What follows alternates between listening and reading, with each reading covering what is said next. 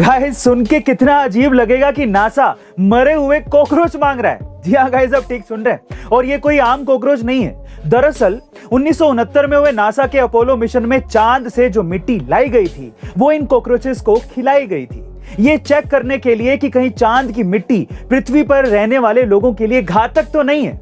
इन 3 cockroaches की लाशें उसी टेस्टिंग का हिस्सा थी जो अब किसी तरह से बाजार में नीलामी के लिए आ गई हैं, जिस पर नासा ने अपना दावा ठोकते हुए नीलामी रोकने और कॉकरोच वापस करने के लिए नोटिस भेज दिया है। देखते हैं गाइस कि इन कॉकरोचेस की लाशें किसे मिलती हैं। आपका इसके बारे में क्या ख्याल है, कमेंट सेक्शन में जरूर लिखिएगा। गाइस अक्सर हम अपनी बोरियत को लेकर काफी उदास हो जाते हैं कि हमारी लाइफ इतनी बोरिंग क्यों है, पर उदास होने की जरूरत अब नहीं है, क्योंकि साइंटिफिक रिसर्च में यह बात प्रूव हुई है कि जब हमारी लाइफ बोरिंग होती है तब हम अपनी लाइफ और फ्यूचर के बारे में ज्यादा सोचते हैं और कुछ नया करके अपनी लाइफ एक्साइटिंग बनाने के लिए मेंटली प्रिपेयर होते हैं।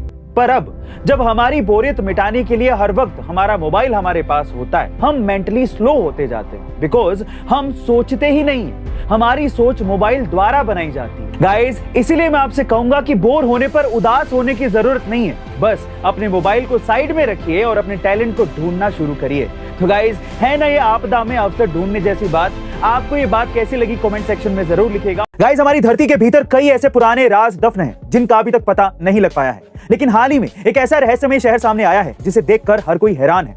जी हाँ गाइस, आर्कियोलॉजिस्ट ने इराक के कुर्दिस्तान में 3400 साल पुराने एक शहर का पता लगाया है जिसमें एक विशालकाय महल और कई बहुमंजिला इमारतों का पता लगा है।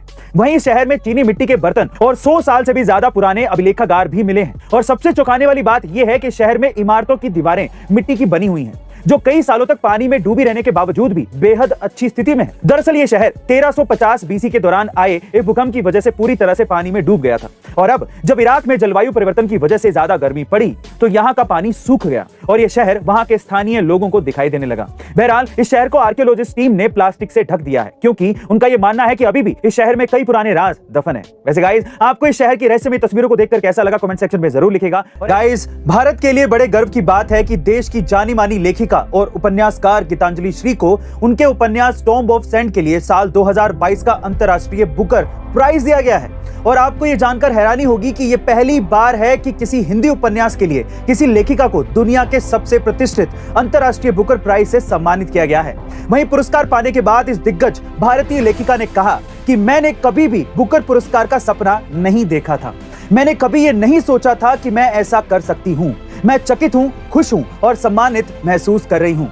ये बिल्कुल सपने के जैसा है। गाइस गीतांजलि जी ने आज हर भारतीय को गौरवान्वित किया है। उनकी इस उपलब्धि के लिए एक हार्ट तो बनता है। गाइस वैसे खास बात यह है कि इस उपलब्धि के मौके पर मेरी भी हिंदी में स्टॉक मार्केट की बुक रिलीज हो रही है अमेज़न पे, जिसका लिंक आपको डिस्क्रिप्शन बॉक्स में भी मिल जाएगा। ऐसे अमेजिंग मोटिवेशनल वीडियोस के लिए शेयर, सब्सक्राइब, लाइक। मिलते हैं अगली वीडियो में।